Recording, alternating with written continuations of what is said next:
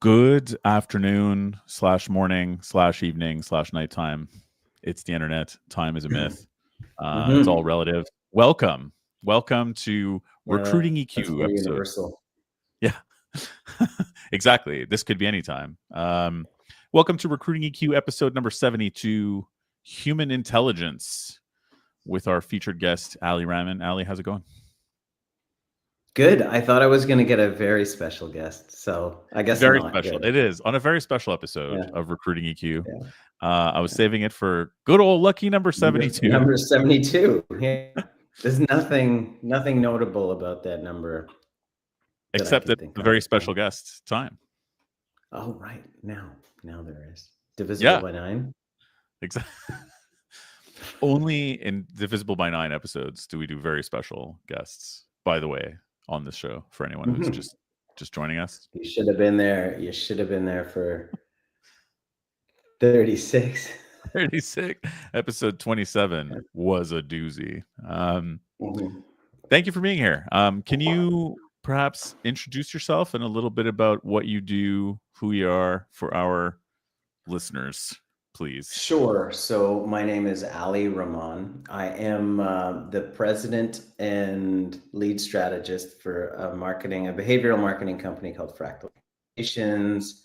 We sort of specialize in helping the wider public sector solve complex communications problems, or that's what we say we do, at least. So stuff that isn't easily resolved by kind of basic approach advertising, complex positioning problems, often, and a lot of knowledge mobilization too. So a lot of our clients include, sport governing bodies, governments, higher ed, nonprofits. And so we work with them to kind of organize the information they have and use it for some purpose. Whether it is for fundraising or, in the case of higher education, for student recruitment, etc. Kind of I've been in advertising and communications for 25 plus years. Started Fractal after leaving the Ministry of Health, where I was digital lead, the Ontario Ministry of Health, and managed and oversaw a bunch of really interesting public health campaigns, like a sexual health campaign, an access to care campaign, a diabetes campaign, stuff like that. And that really gave me, I got bit by the bug for behavior change marketing, and the idea that communications at a fundamental level can nudge people into altering their behavior in hopefully, productive ways. I have dispensed with a bunch of those optimistic notions as we approach the year 2025, however. So I'll start with that caveat that all of that is a lot more cynicism now. Let's do this. I bet. Yeah, for sure. Thank you for that intro. I think I would love to dive into all this. We do only have an hour, but it's still super fascinating. So like one of the things is that since I do not work in marketing, I work in recruitment and before that in sales, and we know each other for years from working on musical projects together as much as a quarter of a century plus ago. Just to date ourselves. Yeah. I know. I'm putting it on purpose in old sounding terms. I apologize. But it really true. accents the duration. Yeah, it's rough. But it's true. And but watching and listening to you describe the journey of what you're working on and like that optimism becoming that cynicism has been very eye-opening for me to even just interact with everything, the internet, social media, everything differently from hearing what it's like on I'm going to walk back. I'm going to walk back cynicism a little bit and say skepticism, because I think cynicism implies a kind of hopelessness, and that is itself, that trajects towards a defeatism. Yes. That I think guarantees defeat, such as it is. So cynicism isn't quite right, but definitely I approach the idea of marketing and communications with a great deal more caution and skepticism, and understand how advertising specifically has kind of hacked this enlightenment notion of the marketplace of ideas, where the best idea would rise to the top, doesn't really work if you can sponsor a shitty idea, which is what advertising is. Yeah, for sure. I mean, yeah. So highly problematic stuff. Now, obviously, you and I have talked about, as a result, AI and fears Yeah. and thoughts and whatever, just emotions about where all that's going, which led to us talking about a couple of things. We also worked on this ad campaign together. I had the opportunity to work on an ad campaign that you were involved in, which was really fun, which was for the University of Ottawa, and something that both you and I are passionate about, right? Which is sort of like the reframing of arts education in particular, in this case, in a kind of a post-AI world. And you had come up with this brilliant sort of larger campaign and idea, which kind of blew my mind, of talking about human intelligence in an age where we're talking about artificial intelligence. The opposite there is not like real intelligence as opposed to artificial, but rather human intelligence, which I think is powerful and simple and says it all in a way. Before we dive in super hard, though, yeah, and before we dive in super hard to the ad campaign and everything, I would love if you could just give us a bit on what is human intelligence and how did that idea come to be for you? So I was in sort of discussion with the Dean of Arts at the time, and he had a package of programs that he was looking to promote. I don't know if you're following, but the Canadian sort of the U15, the top 15 universities in Canada are all hemorrhaging money, and arts faculties more so than average, in part because of these like foreign student caps. Anyway, it's more imperative than ever for the university's business models, for better or worse, to just kind of broaden their reach, right? So he had developed a suite of online programming that was interesting and interdisciplinary and kind of future focused.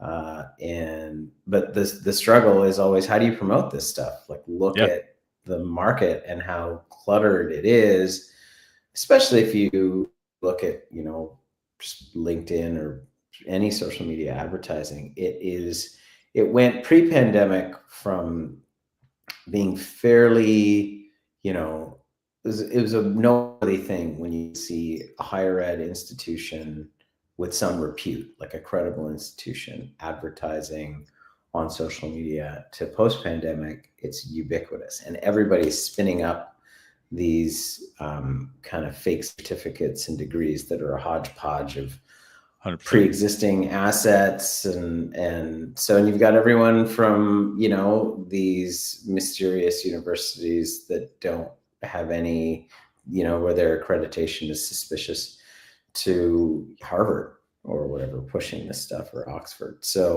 Or you've got the Oxford brand on advertising. Anyway, so it's a super challenging market, and then more so for arts, which has historically been really disparaged. I think as we move into a more and more kind of technocratic value system in our society, arts education, 25 years ago, when I was starting out and doing a liberal arts degree, my parents questioned that choice.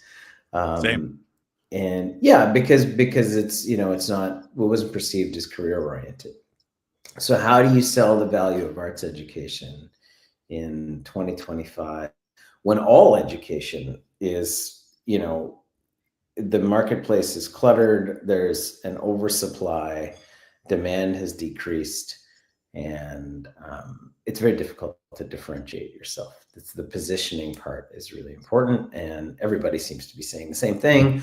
We're going to bolster your career. We're going to advance your career. We're going to get you a job. We're going to get you a job. And that promise, as you probably know, as someone in recruitment, is likely falling on deaf ears, because nobody's getting jobs anymore, or at least we're not in the same kind of condition that we were previously. So that's the context. Sorry, go ahead. No. I was just going to say, yeah, exactly. Coming at it from that perspective, I do get a sense that there are a lot of people who have post-secondary education, and those people have jobs, and there are a lot of people who start post-secondary education and don't have jobs. And then when you slice it, there's a growing disconnect between what people's field of study is and what they do for money.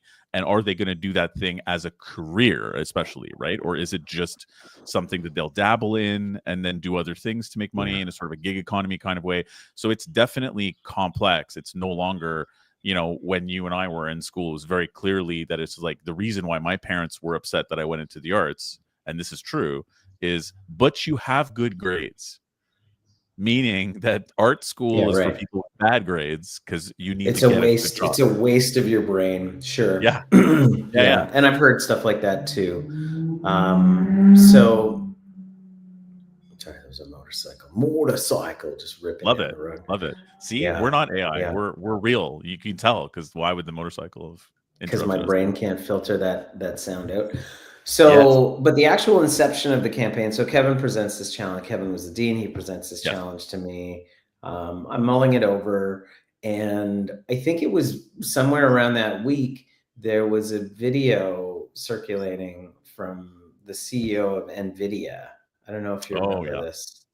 Yeah. And so he was saying something to the effect of, and this feels so far back in my memory, and I'm sure I interpreted it in whatever way I wanted to, but he was saying, you know, you would tell everyone to get a computer science degree, and you wouldn't say that now because AI is going to be able to write all this code. Do you want to roll that clip? Can we roll clip? We can't. I'm sorry. It'll take me a while to find, and we're already tanking for some reason in terms of it's going to screw up our signal like crazy. But I will find it and add it in the comments after. Yeah. Should I pause? Well, we're live. So you can put it in post. No, I'll put it in post after. Just being stupid. I'm just being stupid. I like the idea of holding still. Well, you know, so there's room for an edit. Yeah. But, I see what you mean. Okay. Like police department, like for a little while they roll the credits. And okay, then we're back. There you go. So in the clip, he says something to the effect of, you wouldn't tell a kid necessarily to get a computer science degree now because AI can write all this code. So that got me thinking, okay, well, so what are the qualities that are going to be more important as we embark into this landscape and this market where AI is kind of chomping at the bit of a lot of different kind of technical or more rote or even kind of like research in the sense of not research creation or research design, but like analysis type of work. And, you know, you have to look at what the delta is and where AI can't really compete. And those qualities are human. They're fundamentally human. They're also, however, qualities that are very difficult to define, and they're kind of intangible. And that was the next challenge that we had in this campaign, is how to define what human intelligence is. So that was sort of running in the background. And so I pitched Kevin this brand concept, human intelligence. He loved it. And everything from there sort of followed just process, and a very human process, in fact, where we were entering a lot of the steps with a degree of uncertainty, with kind of a loose definition of what we understood human intelligence to be. And that was each of us, everybody at the table, everybody at my team, everybody on Kevin's side. You know, we all kind of brought our own definition, our own values about that concept to it. I think part of the reason it resonated with that working group was just that it's provocative now. It totally. specific. So that probably gave it that nudge to get it into the kind of approval cycle, which is one of the hard parts in advertising.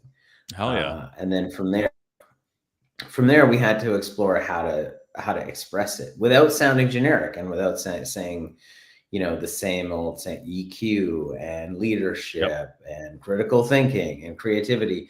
Like, those things are true, and those are qualities that can be framed and are uniquely human if, you know, engaged in honestly. But they don't have a lot of resonance as words or symbols anymore in our culture Yep. because they've been overused, and so in that marketplace of ideas, that market is also saturated. The market where critical thinking is a selling feature is saturated as well. And not only saturated, but I would go so far as to say that from my end, in terms of being on the job market side of things, Yeah. it feels like since COVID in particular, there has been just in the sort of zeitgeist, the terminology, we're talking about like terms being overused, right?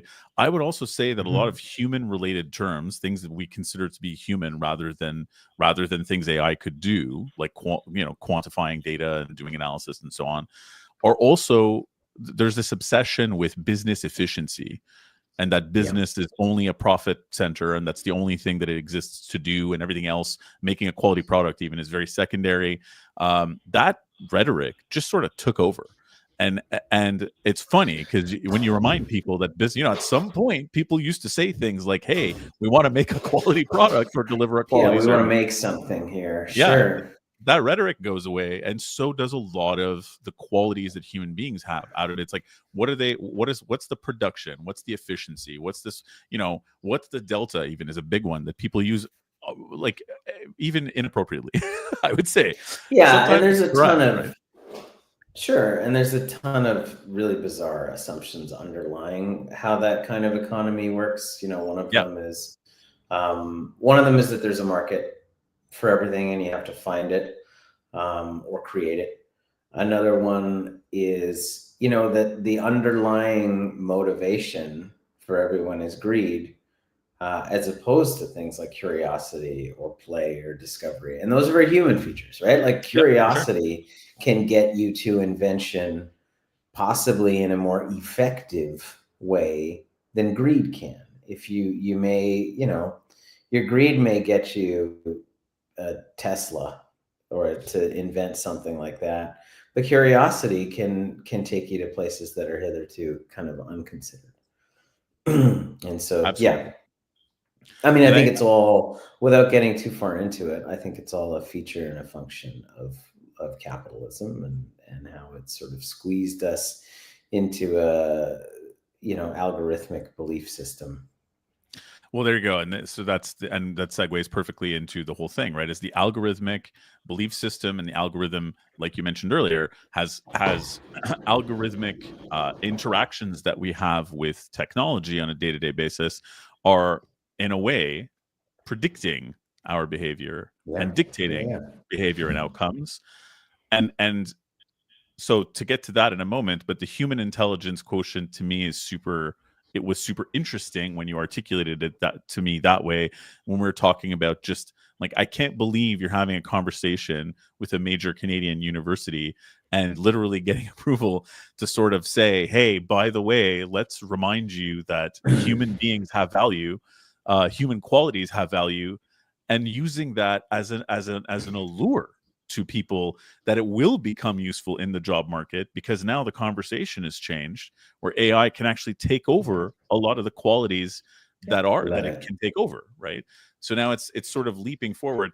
That kind of like gave me so much hope, right, in talking to people in the job market, that were like, to prevent me from getting cynical, as you said before, which is a good point, defeatist about the way things are headed, because it seemed like you'd talk to a great person who's super qualified for the job, and that was of little interest, right? Creativity, critical thinking, those elements were not really, and are not really, necessarily always valued. It's more about stats, speeds, feeds, quants.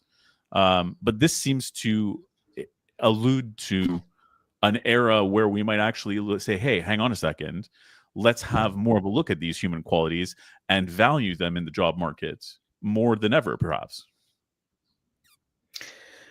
Yeah. And I think part of that has to do, so the positioning that was further developed, right? So human intelligence exists as kind of a concept, but what is human intelligence for? What does it do? What does it get Yeah. us? It gets us a human future. And so that was the positioning that we ultimately went with. And there was a whole bunch of thinking behind that. I'm doing an MA, sort of late career MA in communications that I don't really need, but I wanted to engage with theory, which sounds insane, but I did. So I was reading a lot of stuff as we were kind of conceptualizing this campaign, specifically Mark Fisher and some Lacan and some Byung-Chul Han. These are all, Lacan is not a philosopher, he's a psychoanalyst, but the other two are contemporary philosophers, amongst others. And one of the things that Fisher talks about is that late capitalism has inspired a foreclosure of the future, that people cannot imagine an alternative. And he refers to that famous quote by Margaret Thatcher, which is that there is no alternative. And he says a better slogan for capitalism, for capitalist realism, he calls it, this belief that we're in this ideological closed box. We can't imagine anything else, any other way of organizing, any other way of managing resources, etc. And if you're looking at what algorithms do, this isn't to disparage the inherent, or LLMs do, the inherent novelty or genius of how they function, but they're working with closed sets of information. Right. And they are repurposing and predicting what the next word should be ultimately, or the next phrase or something like that. And so if we're training them in this political economy, that's all we're going to get. Yeah. And when you think about, we're going to reinforce this political economy.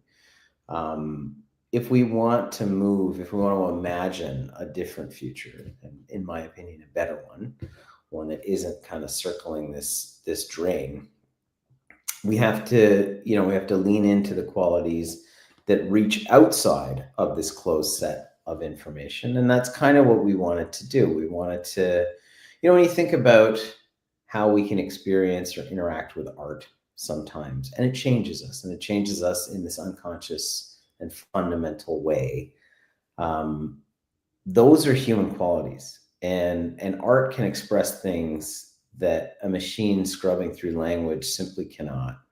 And it can propose things. It can propose feelings and ideas and futures that you can't get at just through a machine reading text and predicting what the most appropriate next word to say is. There are leaps that human intelligence can make.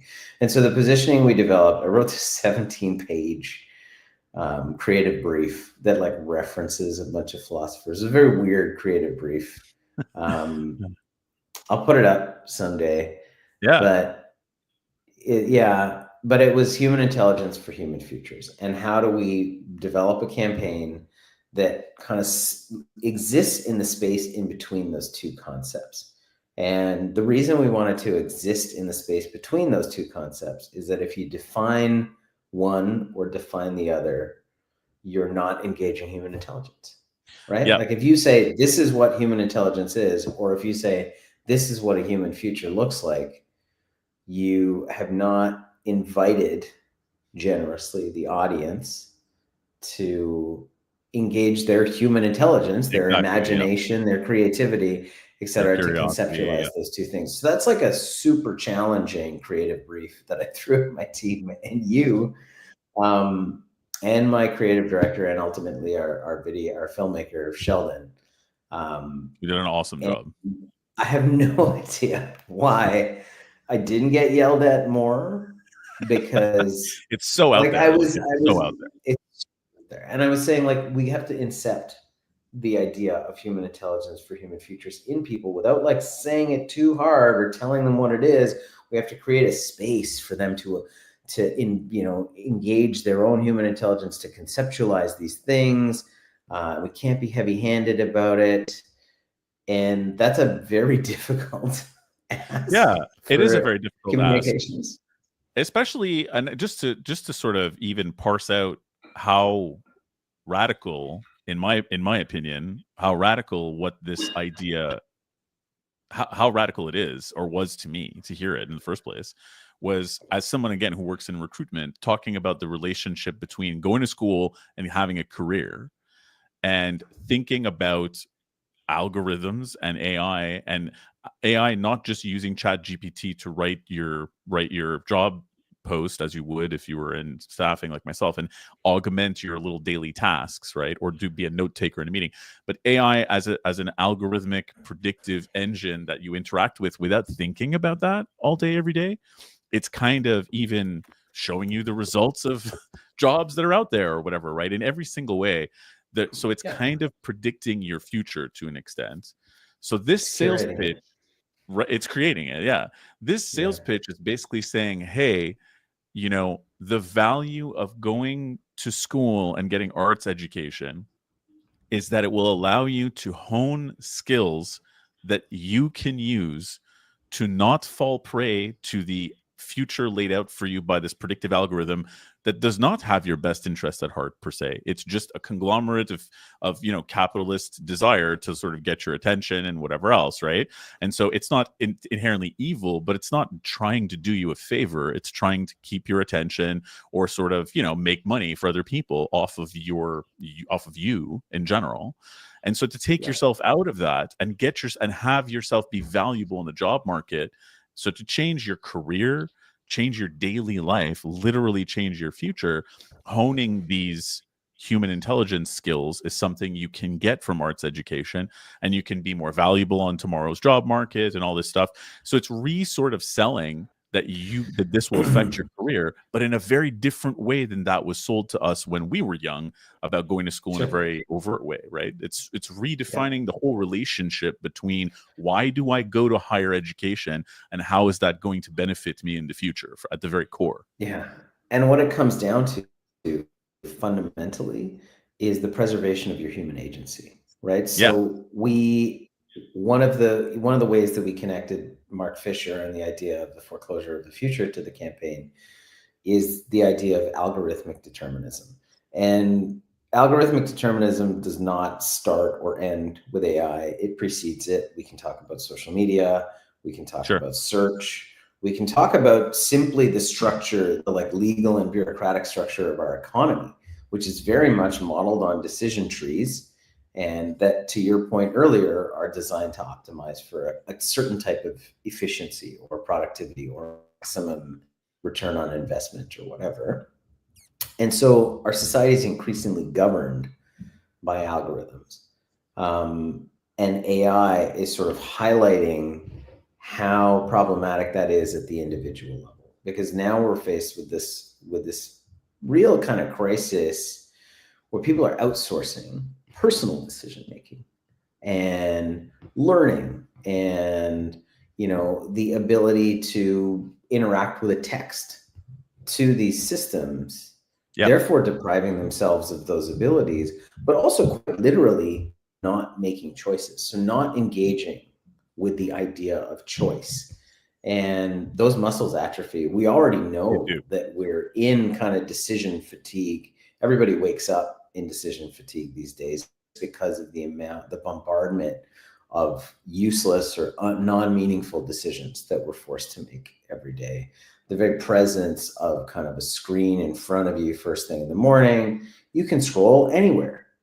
Don't think that those aren't decisions. When you open an app, when you open the weather app versus the email app versus the meditation timer app, you're making decisions and you're eroding your capacity to make more of them every day. And so we're further atrophying that muscle by just outsourcing decision making to these systems that have already kind of predetermined in some ways are, what we're curated in terms of politics, what we're curated in terms of social relationships, romantic relationships, etc. And so we're in this situation.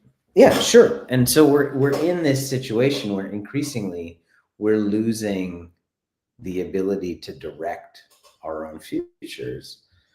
And so what we wanted to take on in the campaign, in the video of the campaign, which I presume you'll show in a second, and then we can talk about the statements, but was that idea of algorithmic determinism. Are we losing the ability? Are we losing our human agency? And what does it mean to have it back? And what does it feel like? So what we wanted to do was create a space where those ideas would be highlighted and put forward in such a stark and obvious way that you'd have to react to them. I'm gonna hold still while you roll a clip. Yeah, let's hold still. That's the clip. That's the sign that the clip is coming, everybody. If we hold still, I'm actually going to remove us while we show the clip. There you go. Okay.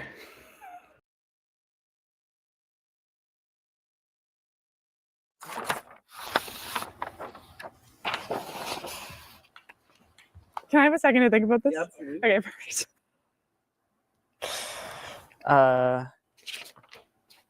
This is my future. This is my future. This is my future. My nutrition, my workday, and even my social life Will be perfectly optimized by artificial intelligence. No. My best friend will be a chatbot. I will look up at the sky And be unsure whether that it is a Drone or a bird that I see.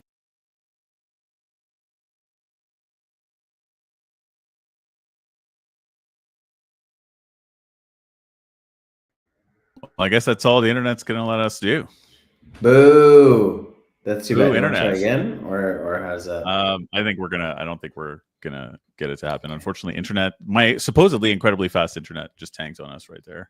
They are doing a massive construction project right outside this window, so I assume that the terrible timing is that it's screwing the internet bad.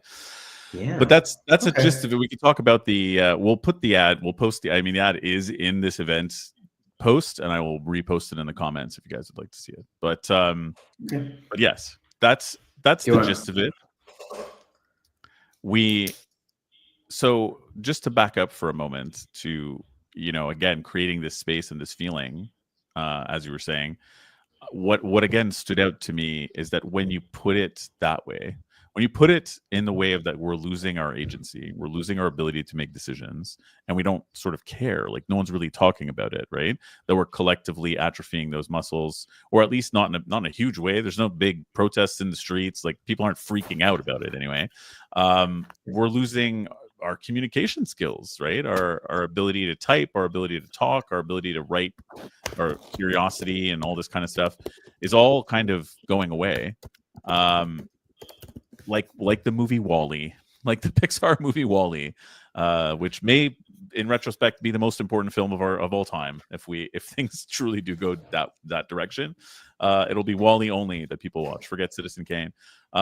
But yeah, again, I mean, it's sort of the kids' version of Idiocracy, I guess. That's how. And probably the better version in general. As funny as Idiocracy is, I think WALL-E is probably even more accurate. That I think that there won't be a lot of people running around communicating badly amok. I think they'd probably just be sitting and overweight and just in a pleasure center of not needing to interact with anybody else in this depressing isolation. Will the Fuddruckers chain rebranded to Fuddfuckers though? Because I hope so. Yeah. Absolutely. That's like one thing I'm looking forward to. In the absolutely decided future. That's the algorithmic future right there. That's what it is. And we're stuck with it. But so the ad campaign we were only able to show the first half of for some reason. Do you want me to try over here? I have it queued up. If you can get it, go ahead. So I'm gonna can you present? Press some buttons here.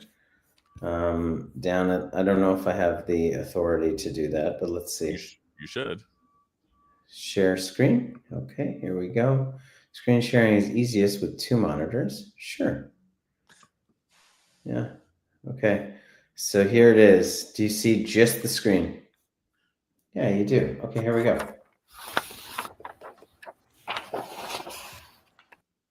Is the sound coming through? It is. Oh, fantastic. Go for it. Can I have a second to think about this? Yeah, okay, perfect.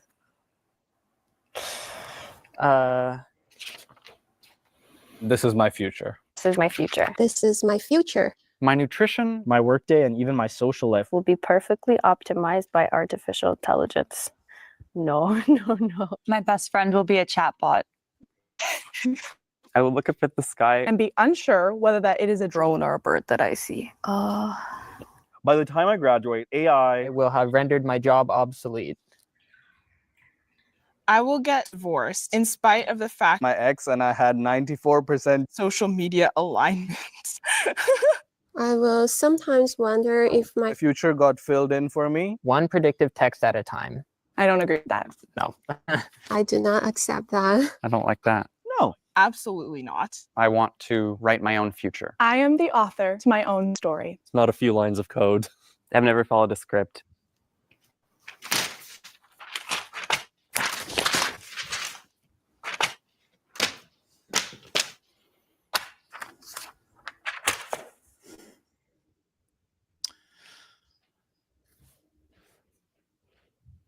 Bam. Write Boom. your own future. Human intelligence. Thank you for that. For some reason, like I say, construction has messed my internet over, but I still like the ad so much. I don't mean to toot Me our too. own horn so much, but just seeing it, it always lands. So Sheldon, who you mentioned earlier, did an extraordinarily good job, not only of course of being director of photography and filming it, but editing down what was initially, I think 14 hours. 13. Yeah, it was 13 individual students, some of whom were there as pairs. And it was in total for both ads, because we made one in French as well. I think it was something like 15, 16 hours of usable Well, it's footage. 26 students. 26 students. 13 26 French, students 13 total. English. Yeah, exactly. Yeah. And then 2 days of footage taken in Ottawa's Black Box Theater, Labo, which Kevin was able to secure us. And yeah, so it was almost 14 hours of footage on 4 4K cameras. So it was a hell of a lot of work sifting through that and putting together such an impactful edit. I mean, I think it helped that we were fresh off the footage. Everybody was really familiar with it. We all took really good notes. And it was just such a team effort. It was such a team effort. Yeah, people really resonated with the idea and the message. And I think that there was something for anybody who has just seen this now for the first time or will check it out. These are students. These are not actors. I know it reads that way, but it is true. None of the people you see on screen had any idea what they were going to be reading. So this is truly their actual reaction to these phrases and little conversation pieces about it, which I think is part of the power of it, right? These are 100%. people who are actively in school right now, and this is how they reacted to those possible or sometimes improbable future statements. Yeah, and so I think that's an important point to stress, is that the process here was pretty unique. We wanted to capture authentic reactions. Yeah. We wanted to again create a space where people could be human, and it's tough to do that with a script. And so through a lot of back and forth and maybe 3 or 4 completely different concepts, we landed on the idea, and Rick, I think you and I did a lot of this back and forth brainstorming. Yep. Of the script itself being a metaphor for losing your agency. And so, because when you're reading a script, well, you're playing out what somebody else has told you to play out. And so there was the narrative arc that each kind of student takes in that is statements, these first person, my future will be statements that because they're first person, they take ownership over, and then pausing and allowing them to respond and react to how those statements made them feel. And one of the things that we observed, and this is something we were banking on it, but we weren't sure it was going to happen. So there was a lot of risk involved. It was a risk, for sure. Yeah. Absolutely. Was that as they started to understand that the thematic underlying it was the foreclosure of the future, this idea of losing agency and losing choice, that they would start to get irked and react to that and push back and want to reclaim their agency, and inevitably that's what happened. But it took time, and there were a few people who initially were really in favor of, having an algorithm determine who their spouse was, or, well, not in that particular statement, but yeah. It's true though. they're optimizing their nutrition and their work day and their social lives, etc. But then as the science progressed, increasingly people started to react negatively. And what happened was that their human intelligence showed. And the way it showed was perfect for what we're trying to achieve, because it showed in them asserting their desire for agency and for a future and for what we're calling a human future here. Yeah. So all this magic kind of happened in that room. And I think it helped that the statements were provocative and a little weird. Yes. Yeah. I think that was key. It was key to be proposing future statements that were varied. So, and we can go over some of them too. They weren't all, it's not like we only loaded it with scary outcomes or whatever. They weren't all dystopian. No. That wouldn't have got us the kind of genuine and authentic reaction. It needed to come from the individuals. And what I love about it is the variety of ways that presented and articulated in body language. Some people had a laugh, some people were genuinely frightened looking, some people were pensive, or just totally grossed out. But that's the thing, is that human element just spilled out of people by the end after talking to them about it. I think we had each person up on stage for 20-30 minutes, or some of them were pairs. And so 20-30 minutes of going through this, they did tend to open up more in terms of loosen up in terms of their expression, their body language and whatever. And I feel like it's amazing to watch the edit where we can see sort of bits of similar reactions, but with such varied people and modes of expression. And it really ends up being this patchwork of human intelligence, kind of true to form, if I do say so myself. Yeah. I mean, the whole process of it was, there was a lot of trust that everybody had to have, for sure, in order to allow something where the outcome was so uncertain to occur. And I think that even that as a process element is kind of reflective of a human intelligence type approach, because you're leaving space for the unpredictable. Right? Yes. And the unpredictable is by definition not deterministic. Yep, exactly. I feel like we needed to take that risk of not knowing how people were going to react, because it's hypocritical otherwise. If we script something that tells people to go up, tells them what to say, but our point is that the world is scripting you, it's like saying, don't listen to their script, listen to ours instead. It becomes kind of hypocritical in a way, right? So there's an element of authenticity to doing it this way. Personally, I feel like I was able to use a lot of the recruiting skills at the early stage, right? Of just sort of like we had such an overwhelming response of people who were interested in doing a project. Like, we didn't tell anybody what it was. And everyone's like, sure, sign me up for a project. The casting call was, I think the casting call was, we're gonna be shooting something. You're gonna be asked to read something. And then we're going to ask you how to react. Are you in? Yeah. And people were like, sign me up. $50. Damn right. Yeah. But yeah, it was literally thousands of people that we had to sort of whittle down. And then it's just like screening, So I was just doing like screening calls and asking for a leap of faith, which for any recruiter who's been doing this for a long time. Such a good group. Yeah. And that's the thing too, is going with your gut, right? So it ended up working out. I'm, again, a testament to you Ottawa students. Everyone that said they were going to be there showed up on time, even though they were made to wait. They were minimally annoyed with us because it was a film shoot that they were not expecting, and they had no clue what they were signing up for. And so kudos to everybody. And they went right into it. Yeah, it was really fun. I'm glad we had good crafts, because that helps a lot. Otherwise, not gonna lie, that doesn't hurt. But so at the end of the day, though, some of these phrases, just to throw out a couple of them that were in there, right? My best friend will be a chatbot. I mean, Google literally has TV ads encouraging you to use Gemini that way, right? So just talk to Gemini about your dating life and whatever else, just encouraging that. Willful giving away of like supplanting relationships with with chatbots. So like this is not sci-fi that we're proposing. This is current. It may sound nuts when you write my best friend's a chatbot, but then when you think about that ad, you're like, oh yeah, we're there. We're there already. Yeah.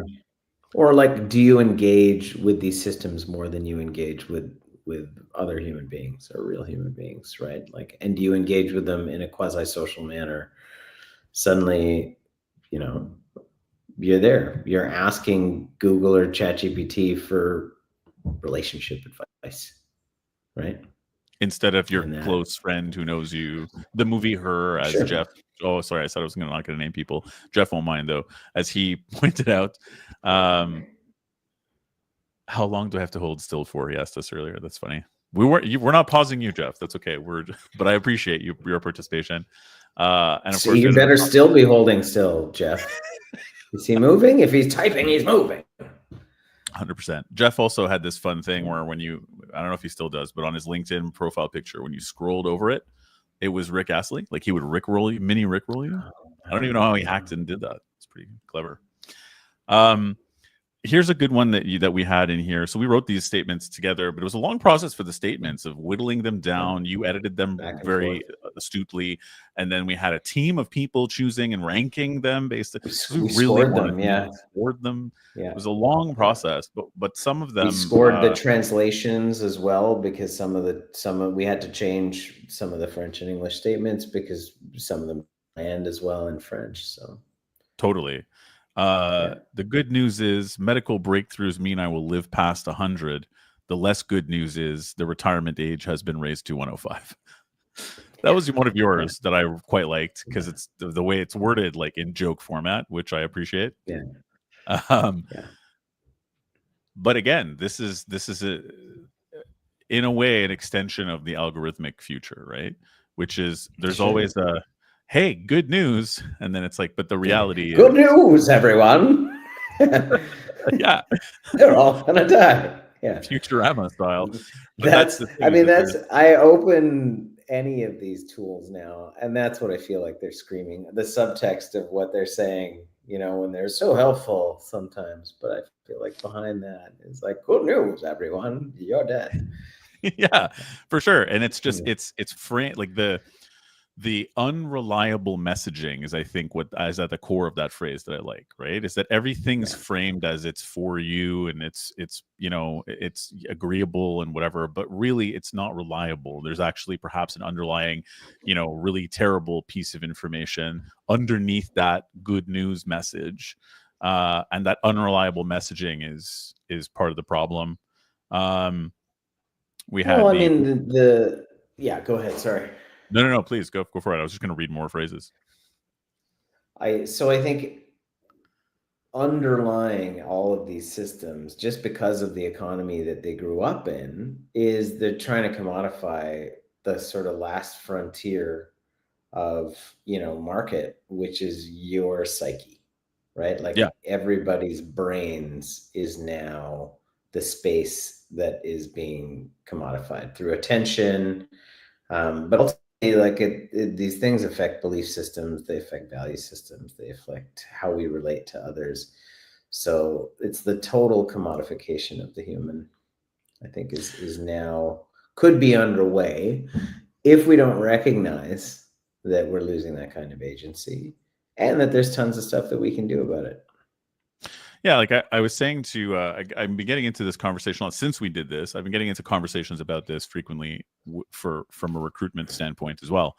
And, you know, people are talking about using AI tools, right, in the workplace and where is it appropriate. I think everybody's sort of on the front that it's like having AI just write all your content isn't appropriate because it's not there yet and so on.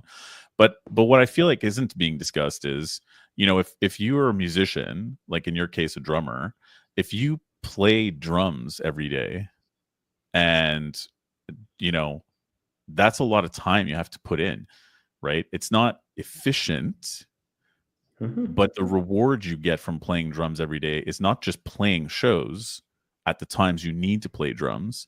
It's becoming a better drummer. You make different decisions when you're a better drummer. You choose differently. You play differently. Your touch is different. You are different. Right. So by doing these repetitive tasks and doing them repetitively, it is decidedly inefficient. It is not Sure. efficient. You're not only doing the task when you need to absolutely do it for maximum efficiency, but the reward you get after it is when you approach the drums again, you're a completely different player. You're an amazing player. So if we remove all of the things that we do on a daily Brilliant. basis, right, that are inefficient, we are also de-skilling ourselves potentially, and we assume we'll still maintain the same level of decision making and quick, savvy operational functionality as a person, but we're not going to have the same inspiration, we're not going to have the same ideas, we're not going to have the same instincts if we de-skill ourselves. Yeah, I don't know if you have the static ads queued up. Anyway, read a couple more of the statements if you've got them handy, but in a sec it wouldn't be bad to take a look at some of those because there's something interesting in if you have them queued up. Sure, I used one in the invite for this but it will disappear now. It'll be our faces instead. Yeah, but being the one who created the static ads, I would love to see which ones you would like to talk about. By the time I graduate, AI will have rendered my job obsolete. Kind of really directly at the core. Yeah. I will be happy that my children won't get addicted to social media the way we did. Yeah, that was one of the more optimistic ones. My favorite band will be a bot that makes music just for me. Yeah. I feel like we're there now. There's a couple of bands I like. A couple of bands I like that I listened to this year, and I'm so angry that a couple of them have put out 3 albums of original music in the past couple of months. And I'm like, nobody, humans just put out 3 albums of original music every couple of months. Come on. Well, and even if they are sort of writing and recording it, it's driven by that algorithmic need to perform and to extract as opposed to, inspiration and curiosity and all those other things that are driving it, I mean, and that isn't to say that people shouldn't just put stuff out as they do it. I think they should. No, I don't think there's anything wrong with putting it out per se. I will awaken some mornings unsure whether I have been getting targeted advertising in my dreams. Yeah, that's a good one. 3 consecutive students who did not know each other, who were picked, through this selection process, said, like Black Mirror, which I think come out that week. Like this was written before that Black Mirror episode. 100%. But we got tagged as Jack in Black Mirror. Yeah, not in a bad way. Only English students, though. Yeah, that's true. Oh no, one French student, Marie France, was like, "Hey, c'est vraiment Black Mirror, ça." And she was not wrong. Making decisions stresses me out, so I will be relieved to have a virtual assistant that tells me what to wear, eat, focus on, and say every day. Interesting. Yeah. This is definitely the muscles atrophying WALL-E kind of behavior that will make us the WALL-E humans. For those who have not seen that Pixar movie, it's very different now to watch than it was when it came out, because it feels like a very tangible next step and not science fiction. I will accept that everything I do is tracked because I know it helps with my safety, my health, and my productivity. Yeah, I like that one because that is the promise that they're making, right? It's like, this is a small price to pay. I mean, they don't say that part out loud, but it's implicit. And I think everybody kind of universally understands now that their data has been commodified. But yeah, that's the pitch. This is a small price to pay for a better life. And what is a better life in this context? It's a more efficient, more optimal life. There's in his book Psychopolitics, Byung-Chul Han, he doesn't quite say it, but he implies that, so I'm going to say it, I'm going to claim it, is go for it. The idea that in a world where liberation is not possible, we will choose optimization, right? So we'll optimize for maximum whatever efficiency, even agency in some ways, right. Instead, because for whatever the system that we're in however it defines it. And I think that's a trade that people are making. I'm making kind of inadvertently all the time. Well, yeah, and I think that this is part of why I wanted to have you on here and to have this discussion in tandem with I've had AI CEOs of AI apps on this program and whatever, and this is going out to mostly business owners and people who are senior salespeople in sales and marketing and recruitment. The discussion of the AI sort of discussion, the for and against, there are a lot of people, especially in business, right, who think that AI is not going to take over the world. It's not going to destroy the world, right? But it will we'll be able to offload a lot of grunt work tasks, and it'll make us more efficient and so on and so forth, right? But I feel like that is not a guarantee. I feel like it will only work that way depending on the collective decisions that we make as individuals every single day. And I think that every single day, it's not going to be one big event. There's not going to be a market on the calendar. This is the day that AI went bad or went great.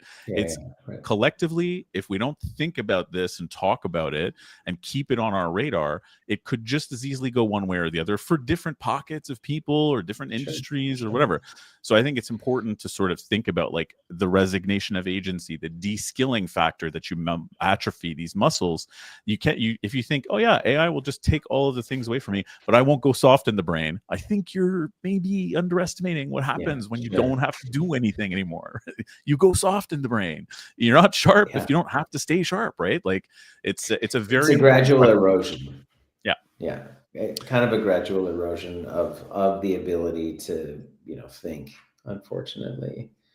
So I mean, there's other questions it raises too, right? And I think these questions were raised early on, and that is its homogenizing effect on values, belief systems, culture itself, because of where it's kind of drawing it's biased towards stuff that is published in English online, let's say, right? Sure. And so that constitutes, by and large, like if you were able to quantify the volume of English language publication on the internet, it's a huge bias, and it biases philosophically and ideologically because a lot of that content is business oriented, and so we're kind of, if people start using these tools to test and define their life objectives, their values, to get a sense of their place in the world, it's only going to be able to do that within the context of, that type of biased market logic. So it homogenizes. Great point, right? It's not this infallible wealth of all the knowledge. Another thing that I firmly believe is that if you are deciding where to eat on your own, where to eat lunch, you have to decide, you have to make a decision that could be right or wrong. You might not like where you're going. It might be too expensive. So there's a small risk, but you're also sizing up the amount of risk and the appropriate amount of time and efforts put into it, risk reward. It's a little microcosmic thing that we do every day that contributes to our being able to do that. So to tolerate risk, and to make risk, and also to assess and do a cost benefit and assess how big is the risk, how much should I invest into this emotionally. There's a lot of emotions involved. So again, sharpening those human intelligence skills helps one to do those things, helps one to negotiate, to think critically, to like make clutch decisions.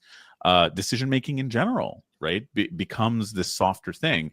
So it might seem innocuous, or like, listening to new bands or reading books or whatever else that people are, culturally, they might think like, if you're not listening to podcasts to better yourself, if you're not reading books to better yourself, I'm like, okay, there's a lot of that goes around, but I'm like, if you're only interacting with culture to better yourself, what are you bringing to the table as an individual to build relationships and rapport with people? We keep talking about you have to build relationships. What's it based on? You're only it becomes one dimensional. It's reductive, and over time we might see a lot of those soft skills atrophy, I think, if we're not careful. Yeah, I mean, I think it's happening. Yeah. Bettering yourself. I mean, the other thing I would counterpropose excuse me, is that any engagement with culture is bettering yourself. Well, You know I what agree. mean? With art, and so you don't, as long as you are ingesting it or interacting with it rather with open eyes. But I Yeah. think that you can take, you know, so this idea, I mean, the explosion of self-help and wellness kind of podcasts and books, and just the shelves are just filled with ways to be more efficient or improve your performance or whatever it is, fix a problem. Biases towards what you're saying, this idea that we have to, you know, you're going to spend your finite amount of time engaging with content, it should be content that makes you better. Well, better at what? That's the big question, right? Yeah. And I think art in and of itself, especially art that is a genuine expression of human intelligence or human something, is almost automatically something that betters the person engaging with it. Well, yeah, and I think that to your point, better at what? Better at working longer hours and not burning out. Better at, right? Like, what are we talking about? Better? And I think that the human intelligence concept helps to map out, especially in conjunction with a major university rebranding some of how art education can work. I think it reminds us that there's an intrinsic value to all this stuff, right? That we seem to be losing touch with. And so I'm very glad there's a term I can use now, which is human intelligence. I'm very glad that there's something we pull from, and that a major university was willing to take this leap. I think it's one leap of many to come, where people will say, hey, there's probably a connection between learning and studying these things and your value in the job market to come. I hope so. Here's an example of one of the static ads. And it was just, you were talking about drumming, and you were talking about the idea of like developing and learning a skill, and the value in that. And so the static ads, just really briefly, the purpose of them was to take these kind of vaguely dystopian or weird or eerie statements, first person statements from the video, and flip them and suggest something, positive. Yeah. So there's very deliberate emphasis on the word we here. What if we chose process over prediction? That was one example. Maybe some of the other ones. Connection over distraction. Yeah. That's a big one. I think that one's big. Which one? Connection over distraction, especially with devices, right? And with devices and just how people's work days go. It's very easy to go one way or the other.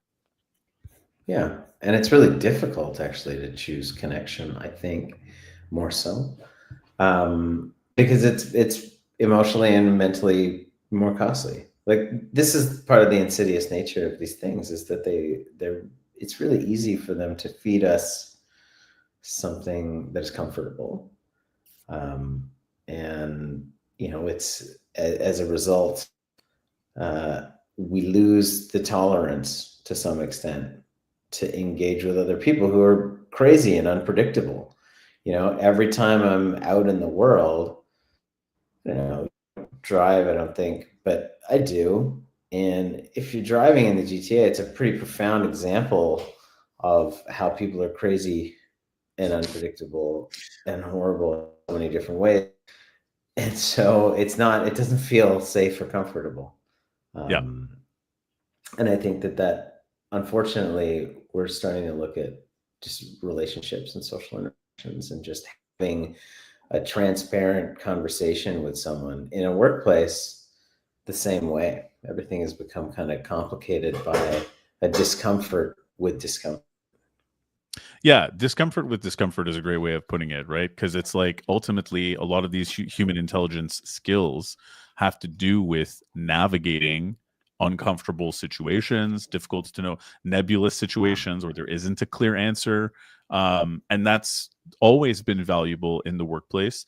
But weirdly, at a time when AI is about to take over for a lot of tasks that do not require those human skills and that human intelligence, the actual human intelligence is also, its value on the job market is also at an all-time low, which is bizarrely timed. So there you are. Yeah. Ali, we're already at an hour. Somehow, Lord knows, we will probably dive into this from a different perspective again, hopefully with Kevin and Sheldon, and talk a little bit about education reform and what that means for the workforce of the future as well. Yeah, fantastic. Okay, well, thanks, Rick. It was really fun to be here. Thanks. Yeah, thanks for being on. For those of you who are just missing this or want to revisit any of the millions of things that we crammed into an hour, you can listen to this anywhere that you get your podcasts. In fact, if you go somewhere where you get your podcasts and you cannot find this show, Recruiting EQ, let me know, because it should be there. Thanks so much, everybody, and see you next Wednesday.